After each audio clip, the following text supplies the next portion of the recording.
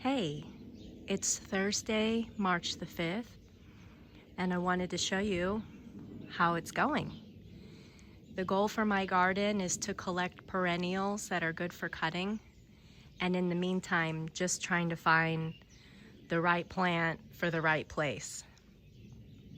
I live in a semi-arid, dry climate in the continental Mediterranean part of Spain, and it's just really challenging.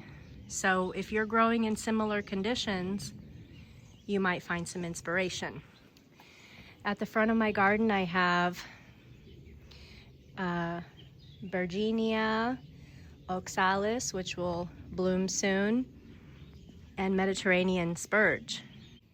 If you ever need to relocate this plant, I can tell you that I transplanted her, broke a bunch of roots, and she still didn't miss a beat. That was only a few months ago. She's blooming, and then here's all of her growth for next season. I sowed larkspur everywhere, but in the end she just sowed herself. I've got quite a few.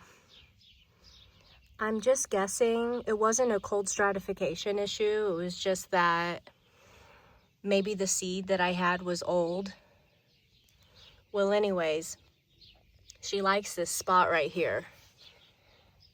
So I'm gonna collect seeds and then still let her sow herself.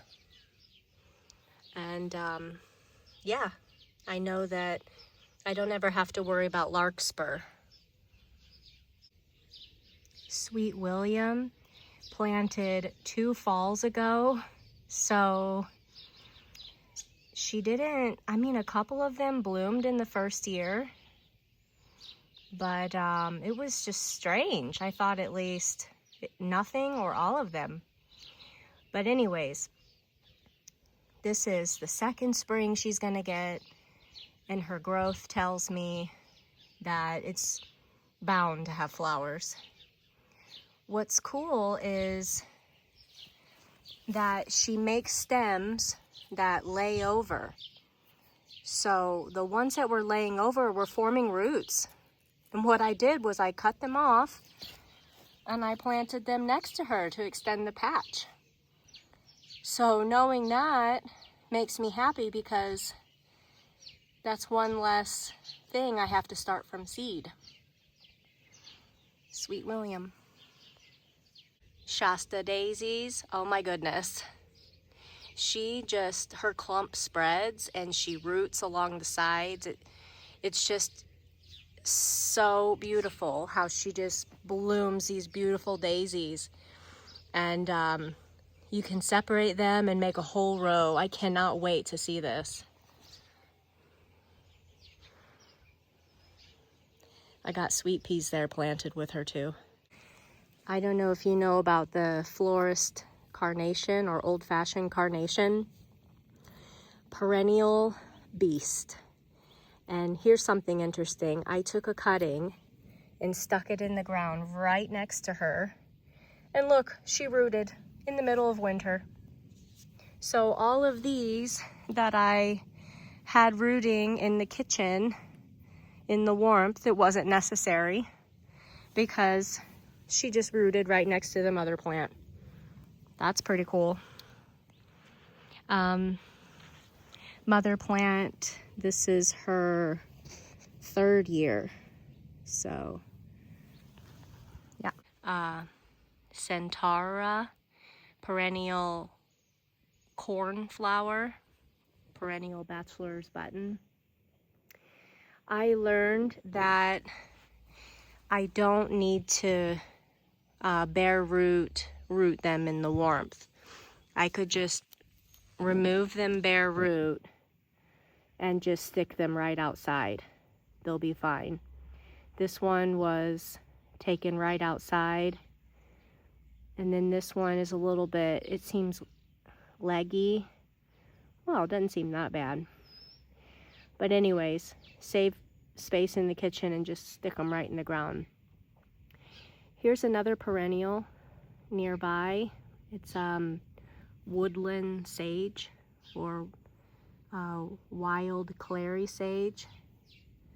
Love her. Right here I have Feverfew and Lunaria. So what I learned is that, you know, they always say Lunaria is a biennial. She'll bloom in the second year, but you have to start her at the end of summer, blah, blah, blah. Well, I didn't. I put her in the ground right in the nick of time before freezes. So she was just one true leaf, barely one true leaf, and she's gonna bloom this year. She's forming up that center bloom stalk. So that's cool to know. I don't have to water her all summer long and do that whole dance. And that's great because the flowers, the seed heads, pure magic. And then among here I've got chinchirinchi. It's a type of ornithogalum. I've got 5 in there. I hope they come back. This is fern leaf yarrow. Huge yellow flowers and super tall. And then when the arms fall over, she roots. And one time I just ripped out a root, one of those side branches, and just stuck her nearby. And look at that. I even did it in winter. There was no warmth for her to root in, but she just was not even phased. So knowing that going forward, I can share this. I love her. Fall sown bachelor's button gets the most amount of hours of winter sun here, so she's ready to take off. And then all here I've got silver tansy. Oh, the dogs are back. For a dry climate, this is like having a beast of a feverfew as a perennial that can handle full sun with compacted clay soil that hasn't been prepared yet. And then taking cuttings is easy. Growing from seed is easy. I just could not recommend it anymore. I am just trying to create a little patch here. I learned last year to give it 2 feet spacing, but here I am planting it too close again. When will I learn? But it gets giant. It's like a little silver, perfectly handsome mound that gives feverfew blooms, and earlier than feverfew. So this is north wall. She faces morning, midday, and a little bit of afternoon sun. That won't last long. When it starts getting too warm, I'm gonna have to think of another place. But the key here is I have this filtering some light, and I have the bottom of the containers blocked because I don't want those roots heating up. I want a gradual waking up, nothing stressful.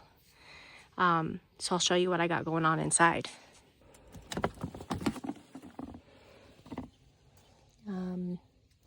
Oh, nothing there yet. Okay, nothing in this one yet. I got marshmallow, ceranthemum, creeping thyme,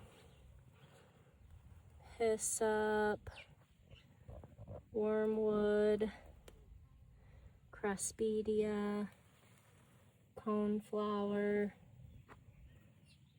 Wait, if this is hyssop, oh, sorry, this one is hyssop. This one over here is Korean mint. My bad. Okay, back over here. Amobium, dwarf Bergenia, Nautia, Trachelium. I got one, hey! One Indian tobacco or Lobelia inflata. Gonna try for my asthma.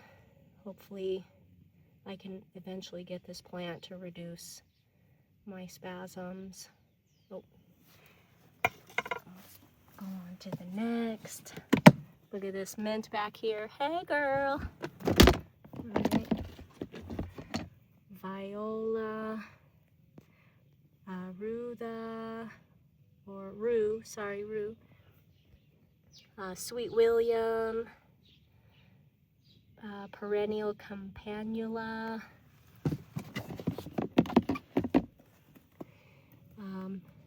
Euphorbia.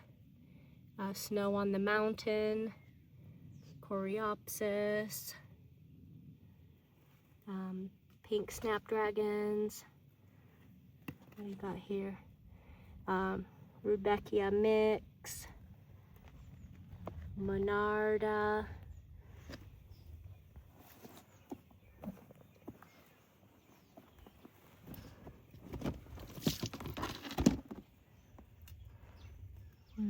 Nothing yet. Just a really cute spider. Hey Wolfie, what you doing? You protecting the seedlings? Thank you. Are you dancing? And then here, let me see. Oh, hey girl. Pink jewel erigeron. I showed you this earlier. Let's see here. Edible chrysanthemum or crown daisy. This one is candy tuft, I think. Yeah, it's a type of low growing cress, I think. We got some red salvia. Hey girl.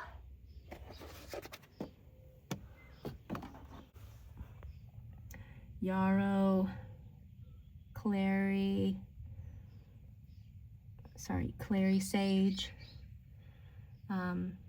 cress or candy tuft, bupleurum, snapdragon with a straw flower in there. Don't know how that happened. Clary sage, white, spring onion or bunching onion, crown daisy, Godesha, paper daisy, Shasta daisy, scarlet kale,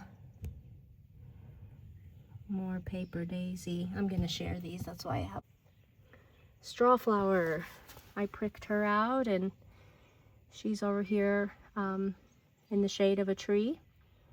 She's really cold hardy.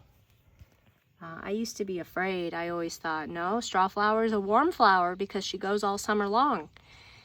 Well, actually, she's cool and warm.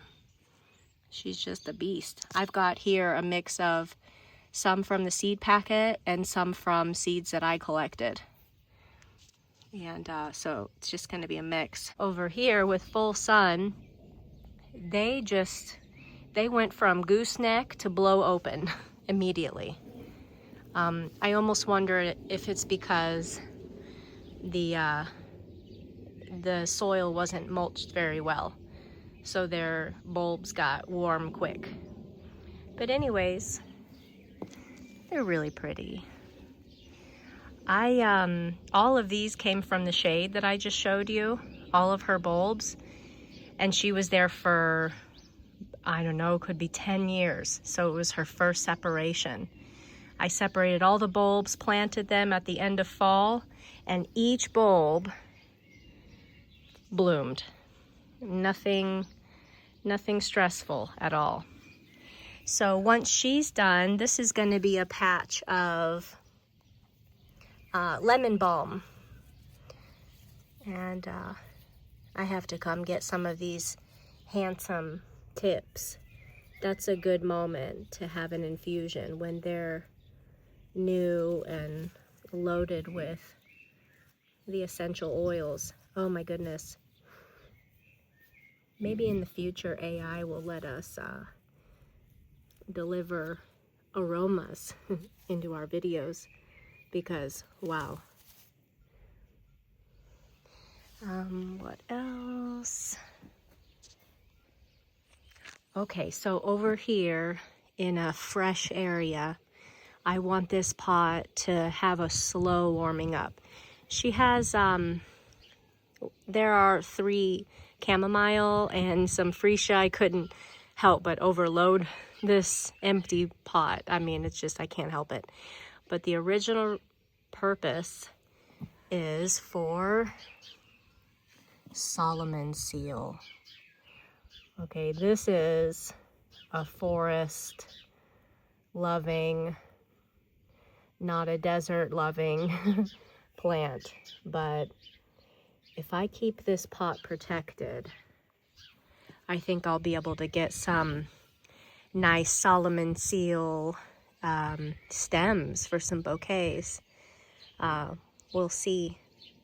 I actually got her the tubers from Missouri when I went to visit family. I brought her home on the plane in my shoe.